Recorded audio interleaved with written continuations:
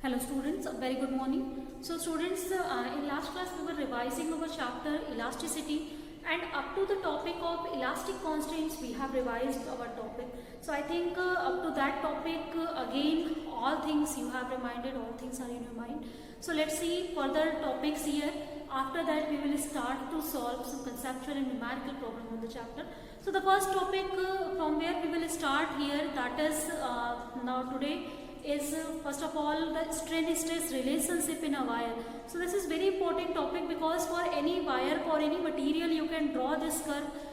You are continuously applying the stress and you are seeing what is the extent of the strain produced in that material, and according to that you can classify the material or you can use that in your daily life for various purposes. So let's start to see first of all stress strain relationship in a wire. Later I will tell you in daily life how can we utilize it and how are we using already. So our topic is now stress strain relationship.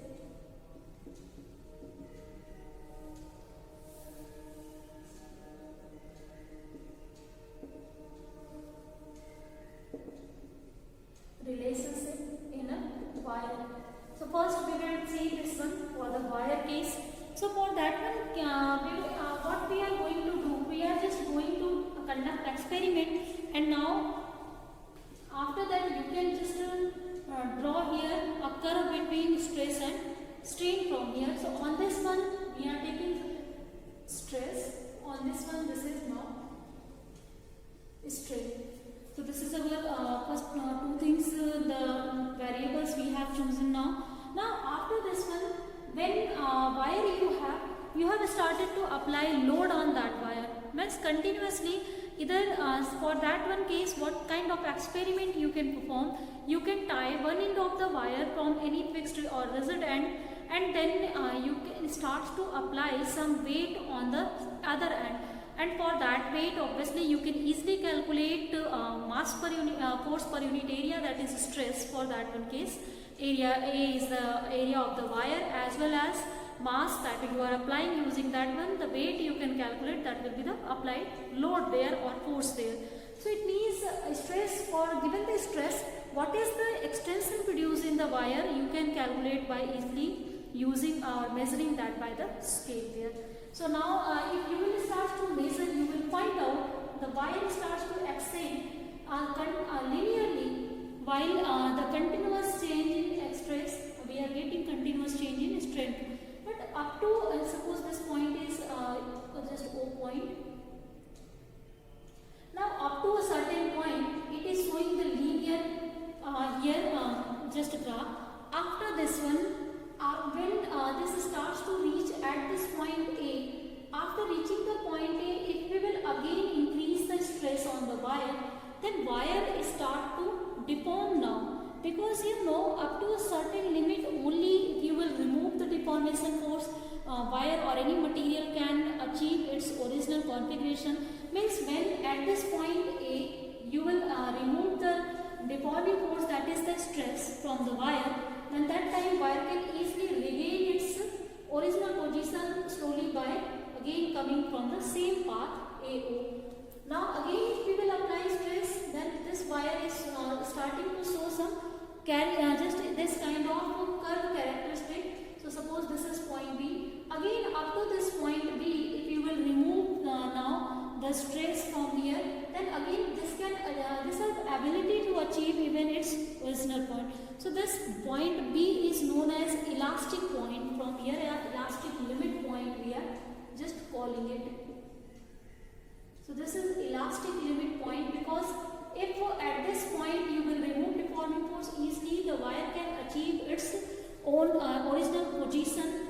At this point A is known as the here elastic under limit, whatever we are talking for the Hooke's law, means a linear graph we will see up to here. But again if you will start to increase the stress here, even after this point what we are observing, for the increment in the stress from A to B here, for a little increase in after this point B, even little increase in stress, that will cause a lot of deformation in the wire. So we are seeing a very unique property for the wire after this point, when we will start even a small stress for that one, after that one even we are not increasing the stress, we are keeping it constant. Wire is showing a long range of its strain already, means without applying stress there, increasing stress there, wire is continuously expanding, continuously just extending from there. So this in this case we are saying that wire is in flow just like and gas is flowing in the space. So up to the point C it is flowing in the manner. Again at point C it stops, its flowing property means itself in extension is stops, and again if you want to extend the wire then you need to apply some stress there. So if you will apply stress again, it is starting to increase, means strain is continuously starting to increase with increase in stress, and again it reaches a point here C to D. Suppose this is the point where it reaches. After this point D, if further stress is applied on the wire, wire starts to break, or suddenly the wire will break. Means after this continuously wire will starts to break and it is reaching a point F where it has break already. So this point F is known as the breaking point. This point D we are calling this point as yield point. So let's see what is now yield point. Means up to the limit now the wire can bear its even shape with extension, means wire without breakage wire can be there.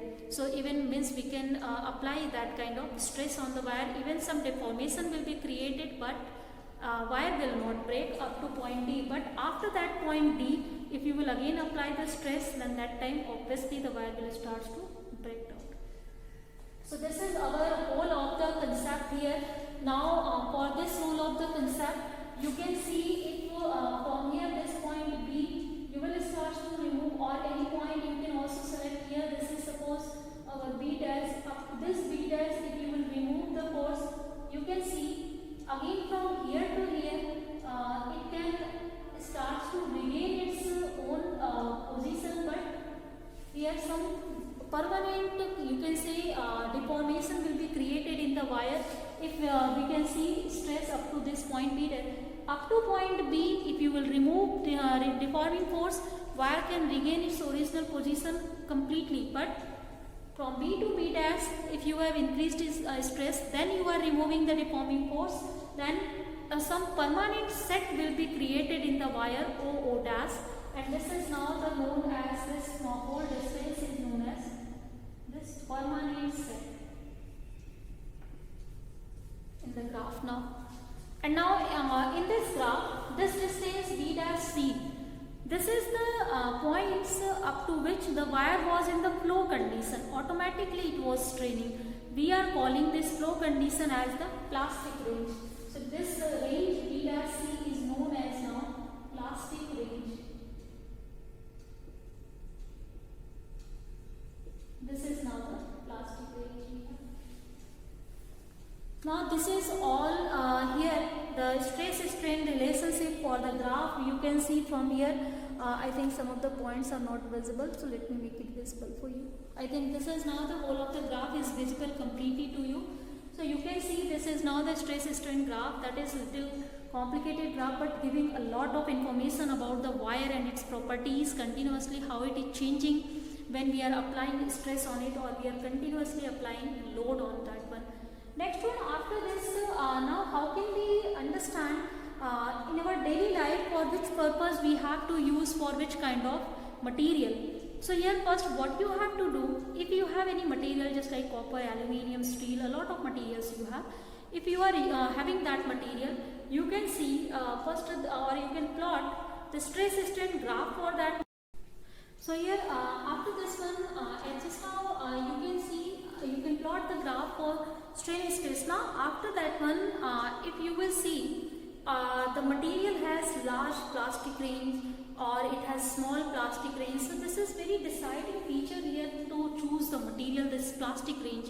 So if the plastic range is very small and the breaking point is very near to the elastic limit. So if there are number of conditions we have, the first condition, if this breaking point F you can see that is near to this point B dash we have. So it means that if these 2 points are very near, it means these kind of materials have very less. They are very small. You can also say this is plastic range. So here they are saying that if we will just move to a particular elastic limit for those material, and if we will apply even a small further stress on that one, that material will start to break. So these are easily breakable material. So these kind of material that can be easily breakable, we can break them easily, that are known as ductile material. So these are the property of the material that we are going to say ductile material. So this is first the property of ductile material. Now we need these kind of or those kind of materials that can be easily breakable. For different purposes we need these materials. So easily first of all these ductile material, like if you have to make some force, then what kind of marbles you can use that are easily breakable, or which kind of marbles are not easily breakable, that can be easily decided by using their ductile property by plotting the graph for stress strain. Now this is the first information that you can use in your daily life by using this. Already we are using this point already, these graphs for the determination of these kind of materials. Now the second kind of material you can have for those, this breaking point F is very far away to point B dash.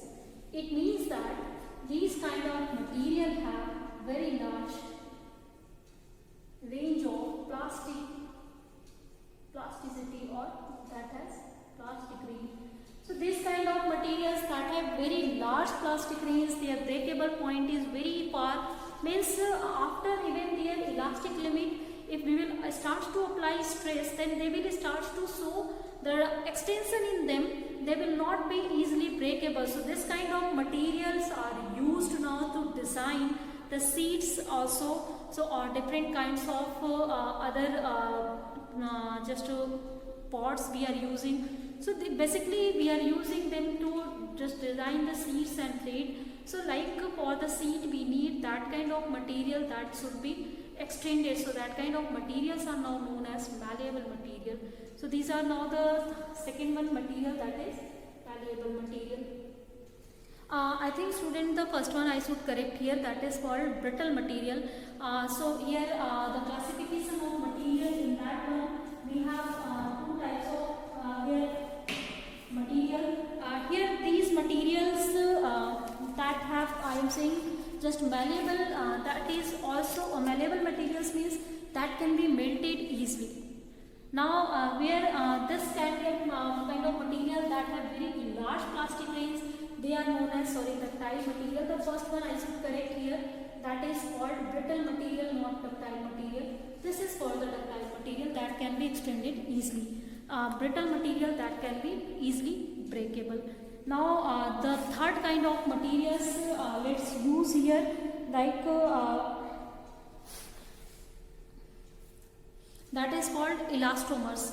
So let's see the properties of elastomers, what kind of properties it is showing now. So for the case of elastomers, now here the third kind of materials we have after this. So elastomers are showing exactly something different graph. When you will start to plot stress strain relationship for them, then they will show differently. They will not show the same type of graph here. In this graph, if you will plot for the ductile material, then that time this graph is obtained in this manner. This kind of graph we are obtaining. So this graph you can see, this is not obeying Hooke's law. This is not showing stress is directly proportional to strain. So this is now the graph for the elastomers, but here along with this one they have very large plastic grains. They can be also converted into sheets easily. Like rubber is the example of one of the elastomer material. So and tissues of Pareto also, that is the example here. These blood cells that are also. So it means here these materials, these chemicals, if you will see, they can be easily extended. Even for the small stress, they can be deformed very large, and but they can bear up to a large limit the stress on them. So their graph for the stress system is non-linear, that is not linear, that is not obeying Hooke's law. So these are now those kind of elastic materials. So this is now the things that help us to understand about the different materials, which kind of materials we have for which kind of thing. Now after this one, let's see the next topic of the chapter, that is some small topics that are elastic after effect and elastic fatigue. So elastic after effect is what? As when some of the bodies are deformed, then they are taking some time to regain their original configuration when deforming force is removed from them. So it is not necessary that if you have applied deforming force, body is deformed, then at the same time, if your deforming forces are just removed, then at same instant they can achieve their original configuration. They are taking some time to achieve that one. So the time lag to achieve the original configuration by the materials, that is known as elastic after effect.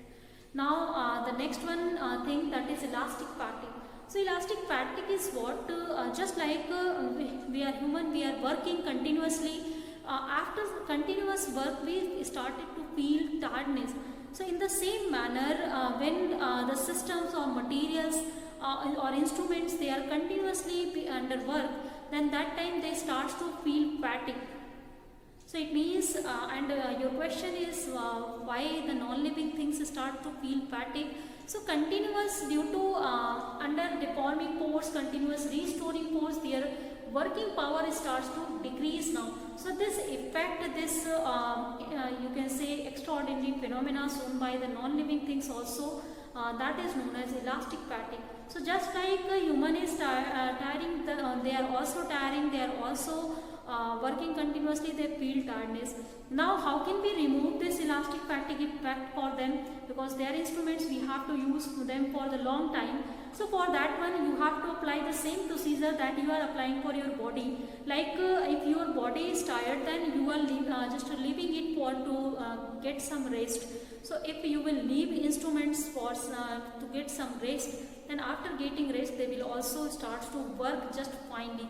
Now how can you prove this thing?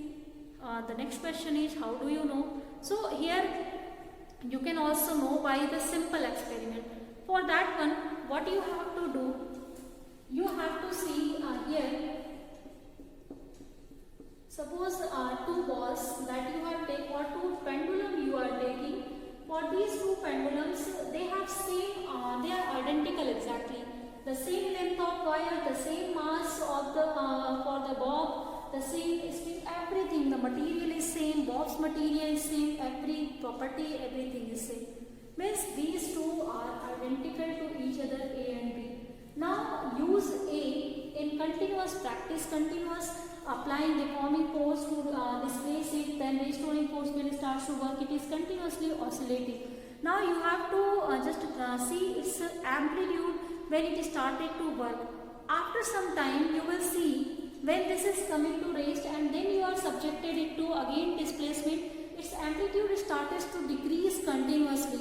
So I am not saying this is damped harmonic motion. I am saying that after completion of one complete work, again if you are subjecting it to work, it is not showing the same amplitude. It should say just to give the same amplitude, but it is not saying. It means it started to feel the fatigue. The working performance starts to decrease. You can apply, or you can take continuous work. You can see the value of amplitude for time by time. Now, if you will again use both of the simple instrument, means this instrument is repeatedly working, but this instrument haven't used even once. Now we are using these two simultaneously for the same displacement, same angle of displacement. So for that same angle of displacement, if you will again see the amplitude, that should be same according to theory, but for the experiment you can see B is showing more displacement or more amplitude than the A. So it means that now A is tired, that's why it is just showing less amplitude. So this is very practical, you can say, example of the elastic fatigue you can do by just experiment by your own, and you can understand it easily. Now if you will just leave this A for some days, for some hours, then after that just taking the rest, then you will subject both, then you can see both are working for the same amplitude. So this is now the proof, and this is the way through which we are just using this one. Example of the elastic fatigue, here sometimes it is, the question is asked at the conceptual problem, why bridges are left, or why it is said that after the long use we should not use the bridge. Means if bridges are used for the long time, we should not use, that can be risky to use. So reason is that why this suggestion, safety precautions are given to you.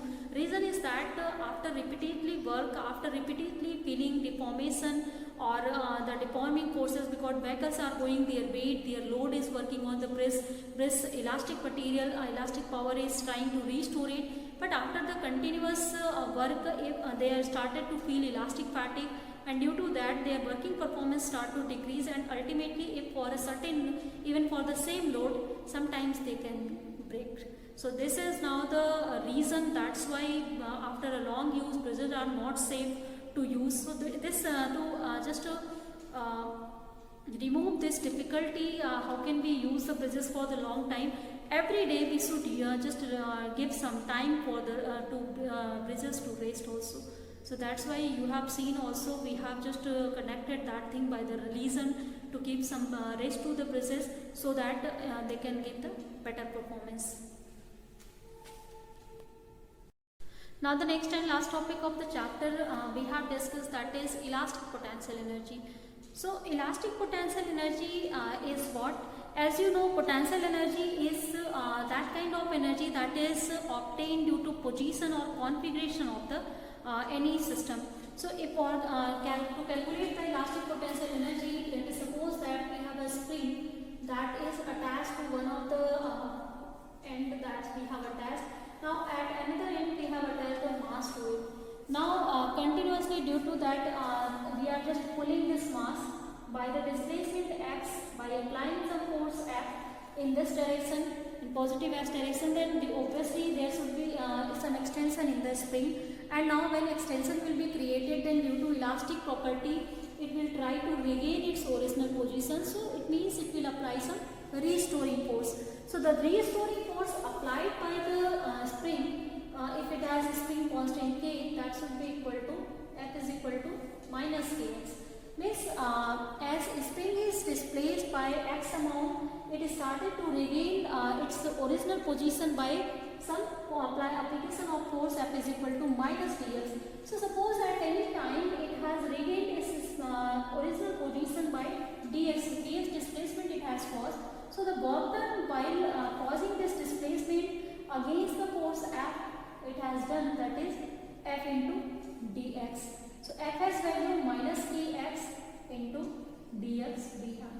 Now next one, as we have to bring the spring to its initial position, so total net work done that should be done by this force, restoring force F, from it should be from x to 0 tw. Means x displacement has caused, it has to return from x to 0 and it will work overall do the work dw.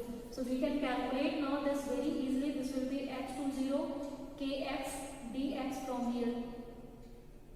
Now this is minus sign we have taken outside. Now if you will integrate it, it will be kx square by 2, and if you will put the value of this is lower limit, so finally you can get this value is half of kx square from here. So this is now the work done to restore its original configuration, that is half kx square, and this half kx square is now the elastic potential energy stored in the especially any spring or any you can say elastic material. You can easily calculate if you have the information of spring constant for that material or for that particular situation, and then x is the displacement caused in the system, and for that one we can calculate it. Next one after this, where we can apply the knowledge of elasticity. So mostly in our daily life continuously we are using the application of elasticity, like while making the girders, while we are keeping ISIP, that is also related to this one. In industries we are using a lot this one while preparing a tire for the cars, that there we are using, like if we are preparing the tires for the car, we need to choose that kind of material that can have the less heating effect. Similarly, by just plotting or by choosing the rubber for the machineries in the industries, we need that kind of rubber that can bear a lot of loads there, and that cannot be caused a lot of deformation there. So this is all the where we are using in industries in our daily life, the elasticity knowledge. So students, we have revised our chapter now completely. So let's start class. Thank you students for